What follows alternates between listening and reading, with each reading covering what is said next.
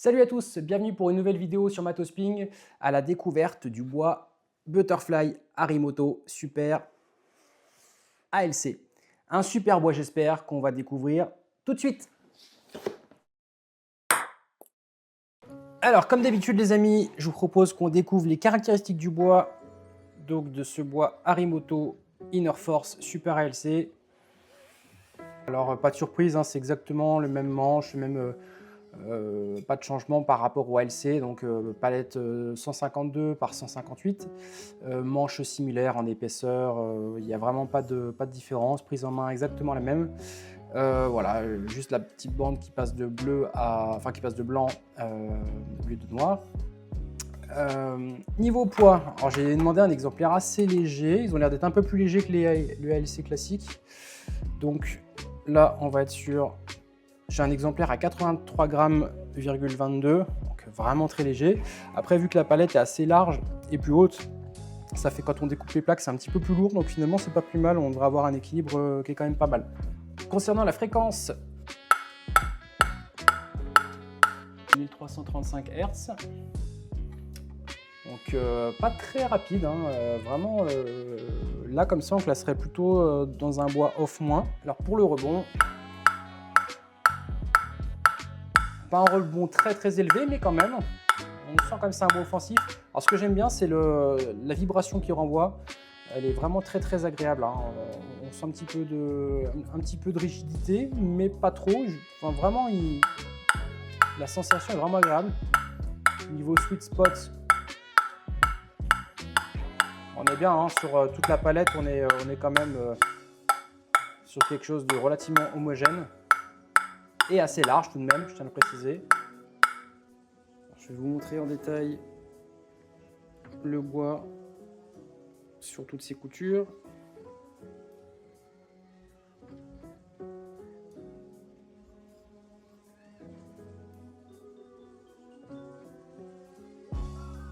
Voilà, on est vraiment sur quelque chose de... Bah, c'est du butterfly, quoi. C'est hyper qualitatif. Dans la fibre, là, on la voit bien. C'est beaucoup plus épais que l'ALC classique. Là, on voit bien la fibre.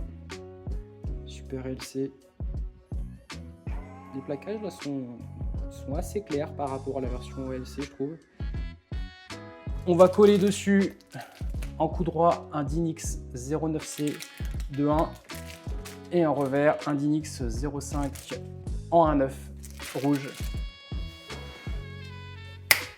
Alors, voici la raquette collée, T09C, T05, 181 grammes, bah, c'est parfait.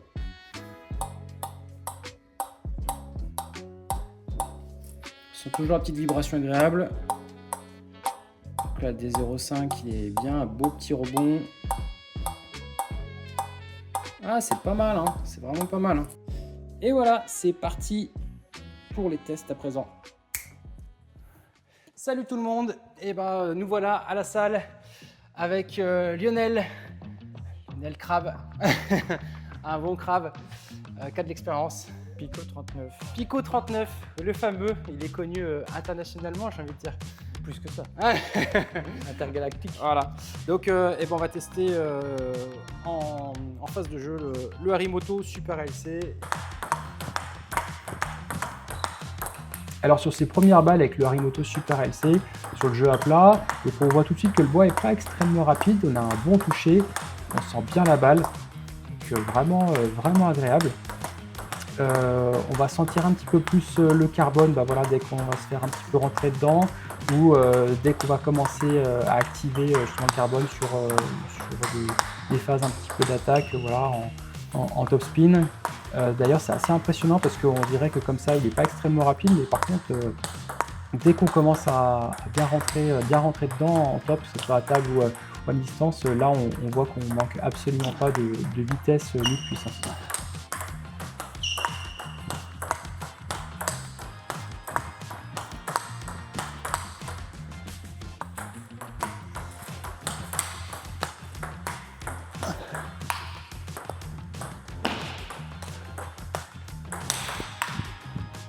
Ce que j'ai constaté aussi, c'est que Et ben en fait le rejet n'est pas extrêmement haut, quand on fait en coup droit avec le D09C. C'est un peu la particularité du bois, je trouve que dès qu'on commence à rentrer dedans, autant il va avoir un arc assez élevé quand on est à plat ou qu'on rentre pas trop dedans. Par contre, dès qu'on commence à rentrer un petit peu fort dedans, les balles ont tendance un petit peu à raser le filet, avoir un arc, une trajectoire un peu plus tendue. Et puis voilà, pour moi la force de ce bois là, c'est sur le revers, du fait de sa palette 152 par 158, ça doit aider, mais en revers il est vraiment excellent. Enfin moi personnellement j'ai vraiment trouvé excellent, une facilité, une maniabilité qui était assez exceptionnelle. Pas mal, hein, c'est Ouais, tourne-aussi, hein. il a plus de puissance, précision. Ouais, c'est ça. En bon engagement. Ouais.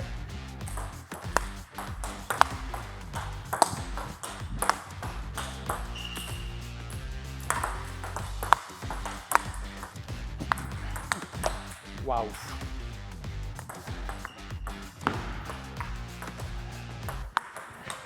C'est un bois qui est vraiment très polyvalent, on peut jouer à la table, à mi-distance, on manque pas de vitesse, on manque pas de puissance, on manque pas de toucher.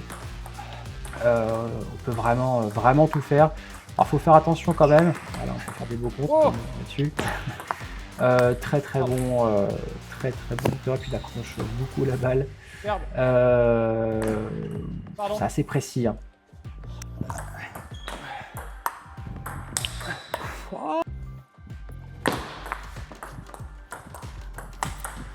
Yes. Il peut faire des services relativement courts. L'avantage de ce bois aussi, c'est qu'il est très linéaire. On n'a pas le flex comme le Harimoto LC où c'est un petit peu trampoline, j'avais trouvé personnellement. Là, on sait vraiment ce qu'on fait à chaque instant et c'est vraiment très agréable parce qu'on peut varier le rythme, varier la rotation, on peut appuyer fort, on peut juste remettre, juste contrer. C'est vraiment très agréable.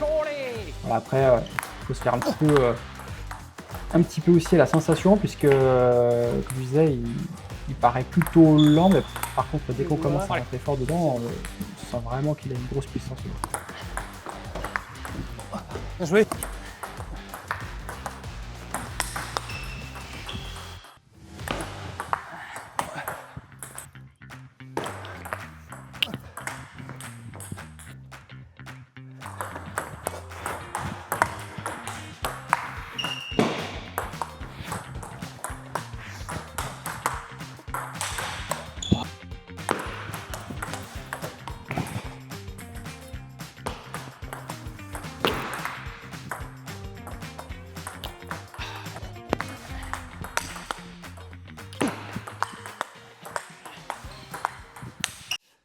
Alors, petite conclusion sur ce Harimoto Super ALC.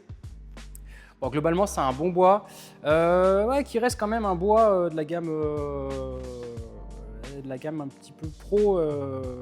Voilà, à pas mettre entre toutes les mains non plus parce qu'il paraît facile. Il est sur petit impact, il paraît presque lent, mais en fait, il n'est pas du tout lent. En fait, dès qu'on tape un peu sur le carbone, qu'on appuie vite, en fait, il est hyper puissant. Assez sec, assez rigide. On sent quand même une vibration, pas un énorme retour de vibration non plus. On ne peut pas dire qu'il vibre, juste ce qu'il faut pour donner la petite sensation suffisante, surtout quand il y a le kick du carbone. Quand on attaque, on sent bien par contre la vibration du carbone, ça c'est sûr. Bon, petit jeu, vraiment bon en remise, vraiment bon aussi quand on n'appuie pas trop sur la balle. En bloc, il est excellent. Très bon bois pour le bloc, mais ça, à l'image du Harimoto LC. C'est un bois de revers aussi pour moi. Je trouve que peut-être du fait de la palette, de la conception aussi, hein, 152, 158. Je trouve qu'on a un bon swing du revers, il y a une bonne rotation, on a de la sécurité. Ça part vraiment bien. La prise en main, elle est vraiment bonne aussi pour le revers. Enfin, personnellement, j'ai trouvé que ça allait bien. L'association DX09C05, ça va bien. Alors, le D05 serait peut-être un peu plus facile, mousse un petit peu plus tendre. Et on comprend pourquoi Harimoto a deux D05. Je trouve que c'est vraiment bien adapté au bois. Alors là, j'ai deux épaisseurs différentes, hein. J'ai du 1,9 sur le D05 et du 2,1 sur le 09C. Je pense qu'un D05 max de chaque côté, c'est vraiment l'association parfaite. pour ce bois. Alors, il faut le prendre en main quand même, hein, parce que comme je disais, on a quand même le kit du carbone qui est assez puissant, c'est assez violent quand on rentre fort et on peut des fois avoir des balles assez surprenantes. J'ai trouvé aussi que le rejet n'était pas exceptionnellement haut. Alors quand on rentre pas trop dedans, ça va, on a un bel arc un beau rejet, une belle courbe. Par contre, dès qu'on appuie, qu'on commence à rentrer dans le bois, alors c'est un bois qui demande de l'engagement quand même, hein, il délivre vraiment tout son potentiel. Quand on rentre bien dedans, qu'on attaque fort, un peu à l'image d'Arimoto, il faut vraiment rentrer dedans, c'est un bois qui demande ça. Par contre, l'arc il va être tout de suite un petit peu plus tendu et c'est dans ce sens-là où je dis qu'il faut le prendre en main parce que les trajectoires sont un petit peu plus compliquées à gérer. Par contre, c'est un peu plus exigeant pour le joueur, mais c'est aussi plus difficile aussi pour l'adversaire. Hein. Dès que ça part comme ça, tendu ou ras du filet, c'est un peu plus compliqué aussi. Service très bon, on peut remettre vraiment service court, à faible impact, on a vraiment un gros contrôle, en bloc gros contrôle, hein, j'ai déjà dit, beaucoup de rotas, beaucoup de puissance, ça a un bois un peu à vitesse variable, mais voilà, très bon bois, mais encore une fois, il faut avoir l'habitude faut le prendre en main, mais une fois qu'on l'a en main, je pense que c'est vraiment une arme redoutable. Voilà, c'est tout pour ce test, je vous dis à bientôt pour une prochaine vidéo sur Matos Ping. Ciao.